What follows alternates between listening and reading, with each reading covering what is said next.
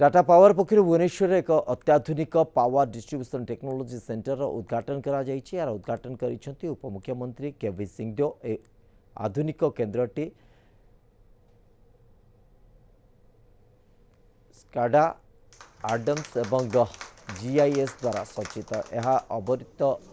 अविरत निरीक्षण उत्तम परिचालना नियंत्रण और ओडिशार समस्त विद्युत उपभोक्ता निरंतर शक्ति जोगान सुनिश्चित करिबो एथिपाई टीपीसीओडीएल एवं मुख्य कंट्रोल सेंटर एमसीसी एवं टीपीडब्ल्यूओडीएल टीपीएसओडीएल एवं टीपीएनओडीएल पाई बैकअप कंट्रोल सेंटर बीसीसी भावे कार्य करिबो जहाँ दुर्घटना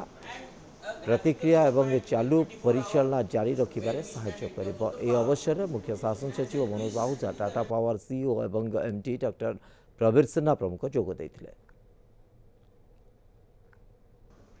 आज जो टेक्नोलॉजी सेंटरटा पावर कंट्रोल टेक्नोलॉजी सेंटरटा जोटा उद्घाटन होती या द्वारा ओडिशार चारिटी डिस्कॉम रे रियल टाइम डाटा यार माध्यम रे मॉनिटर करी हेबो एवं जदि कौन सी जगह रे कौन सी प्रकार ब्रेकडाउन थिबो ताको इमिडिएटली एठी देखि करी ताको एड्रेस करिबा पई पदक्षेप